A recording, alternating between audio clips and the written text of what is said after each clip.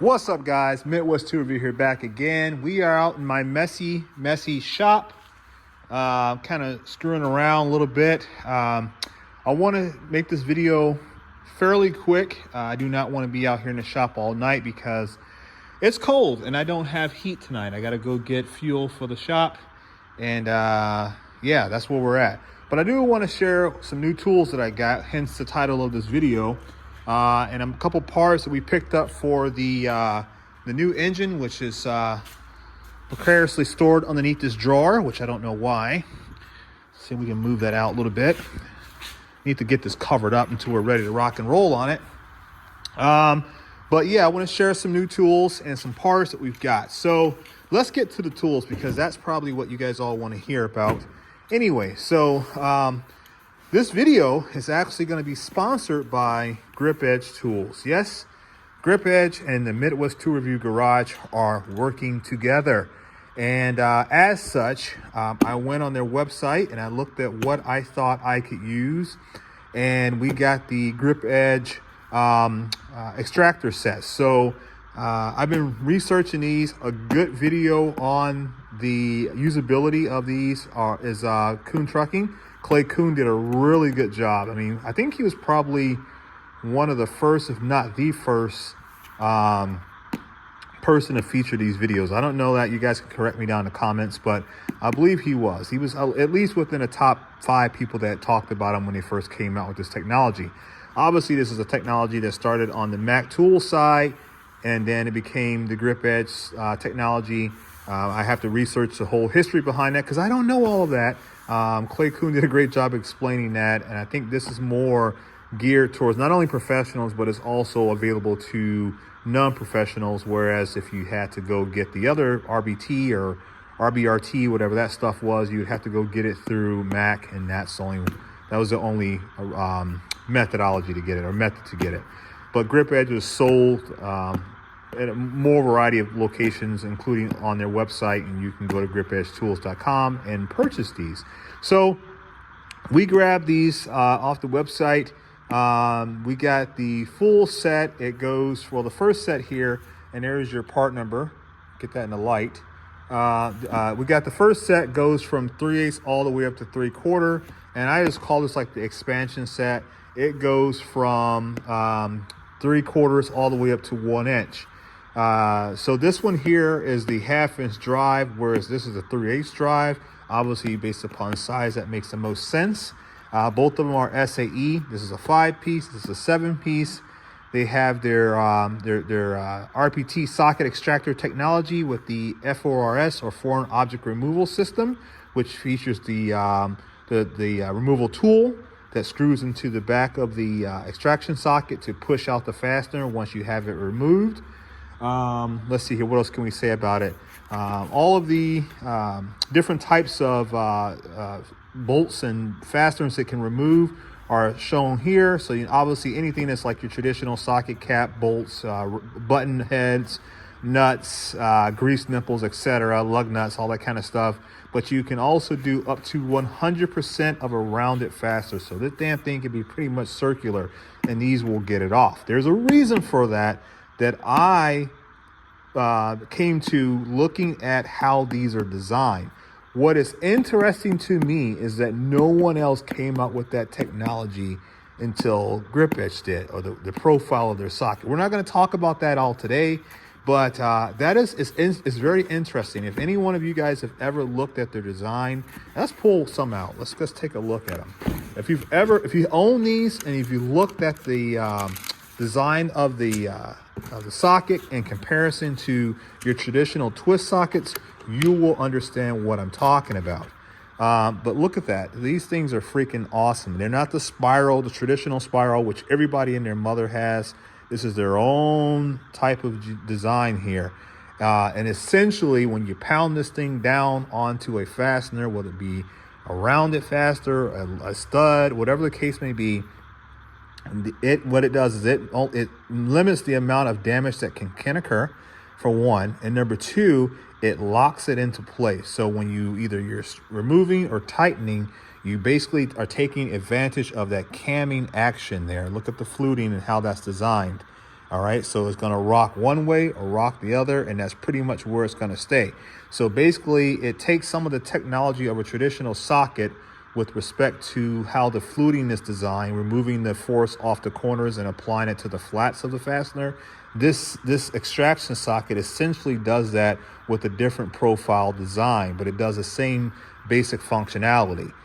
So basically, you get maximum force onto the flat surface where it basically creates its own flat, whereas the spiral sockets are basically, they're spiraled down. So when you hammer those down, which you're not supposed to hammer them down, but most people do, it actually ends up marring up a more surface area than one of these sockets will.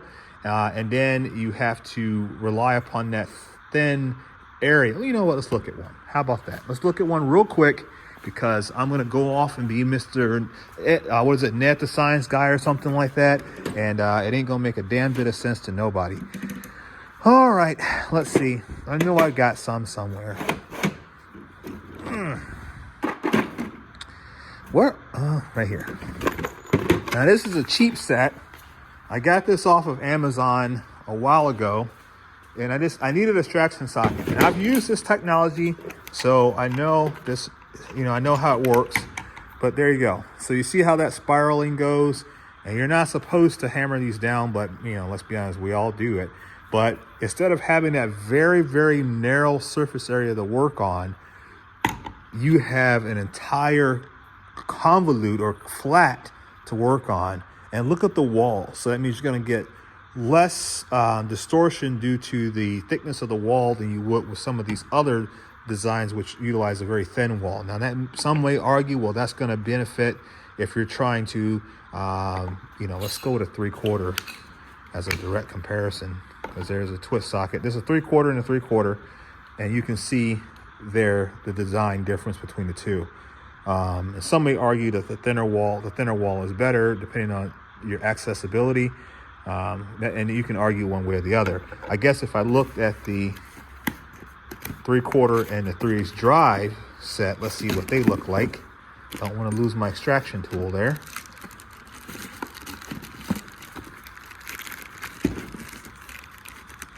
Let's see if I can get this out. I see I've never opened them. This is just my initial look at these tools. I've not done anything prior to. So yeah, now let's compare. Yeah, so the traditional cheap fluted or twist design is on the right, and the G4s or the GripEdge technology design is on the left, and you can see there the difference. And I'm moving in I can't grip it like I want to. Jesus Christ! Come on now. There we go. You can see there. And so these sockets are a lot more sturdy, and these can be hammered on and impacted off however you want to do it. They got way more body and more material that'll work than these traditional cheaper design. And everybody has this design. You see what I'm saying? Like, this has been around forever. I've got Rocket Socket, which is a USA company. I've got these cheap ones here off of Amazon. There's Gear Wrench and other brands that have this twist style.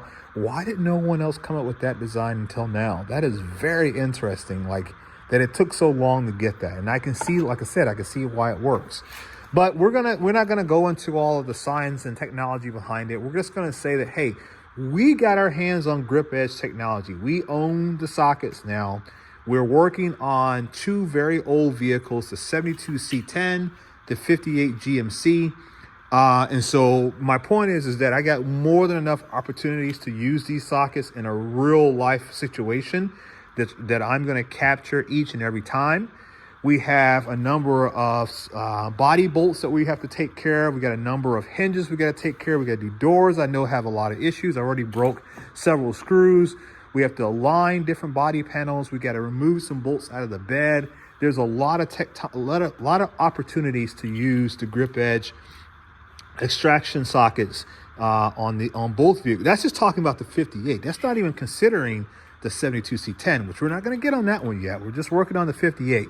So we have a lot of opportunities, and then God knows what else we're going to get into along the way, right? We're just not what's in my shop, but we've got my brother and his garage and all his vehicles and everything else, and God knows what else we're going to get ourselves into. And I got other vehicles too. So thank you, GripEdge Technology. Thank you, GripEdge. Guys, check out gripedgetools.com.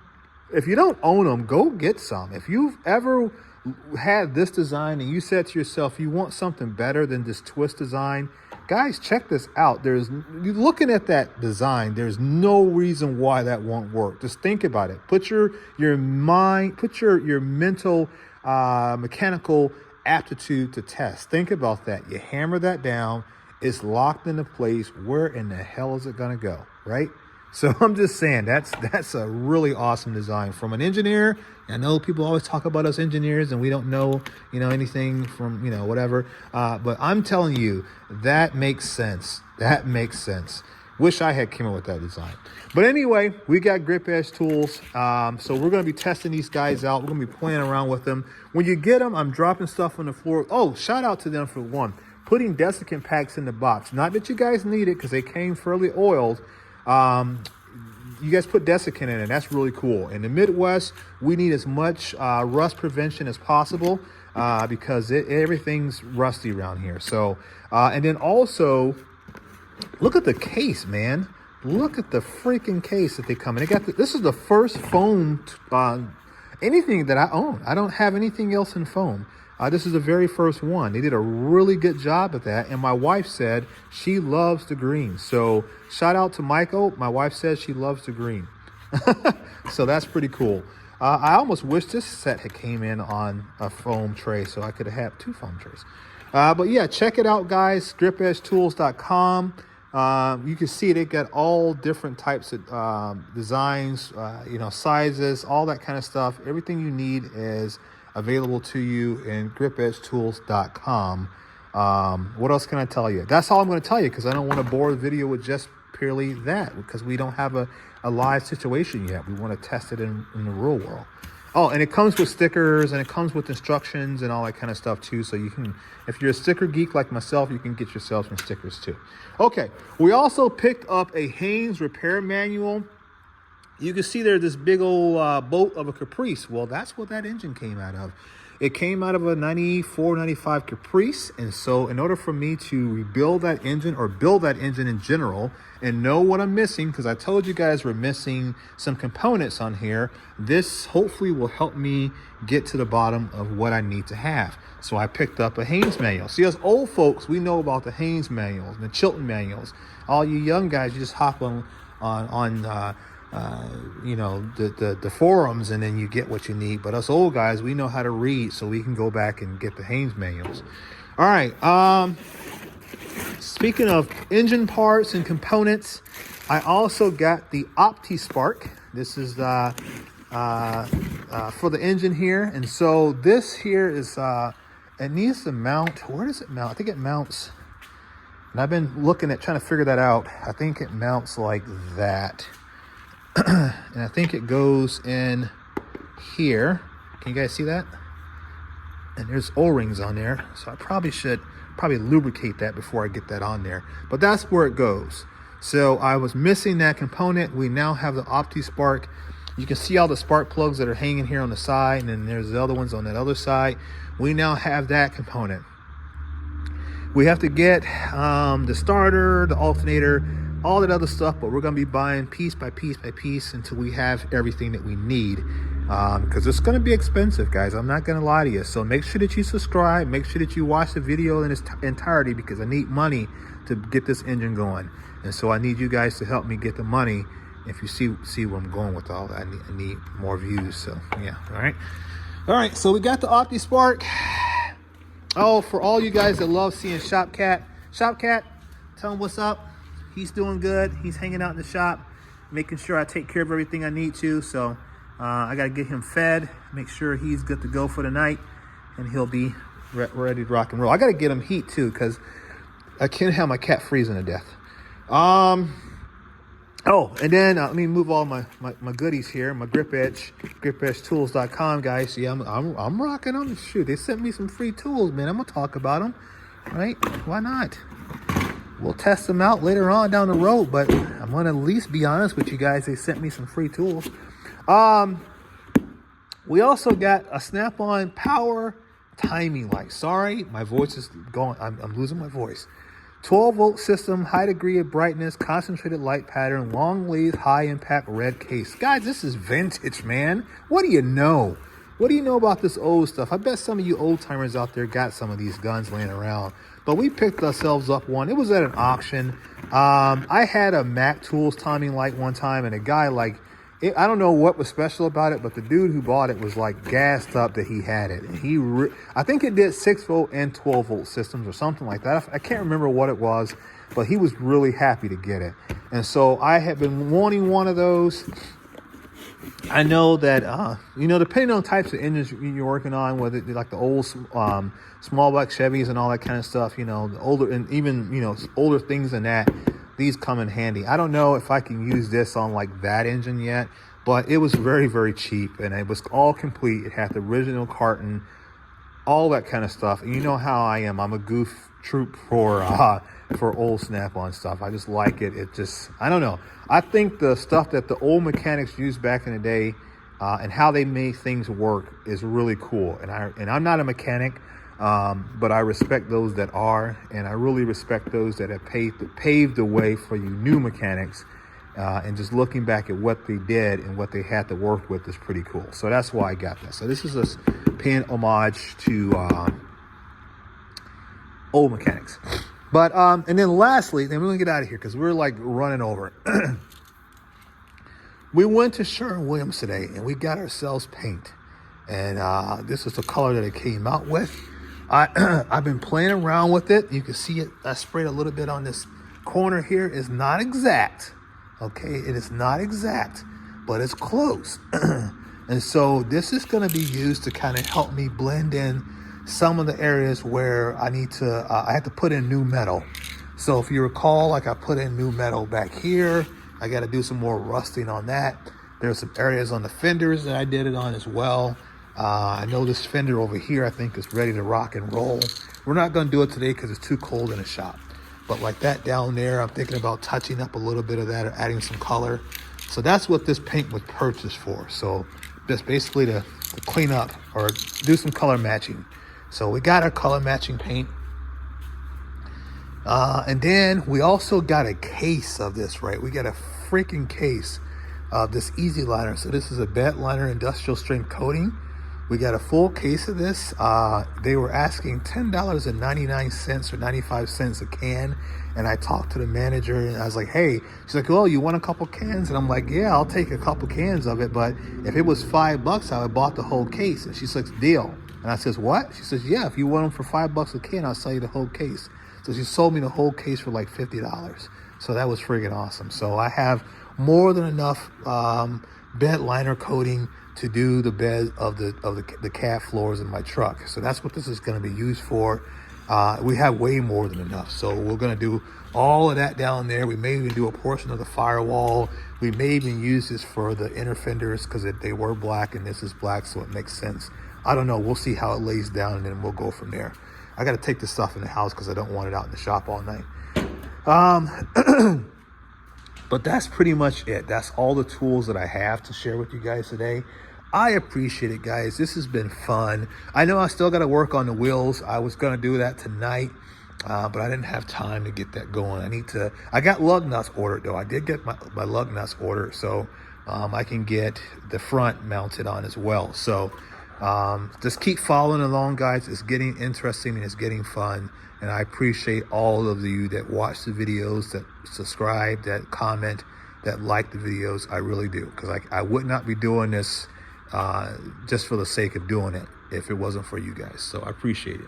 All right, guys, I'll catch you in the next one. Deuces.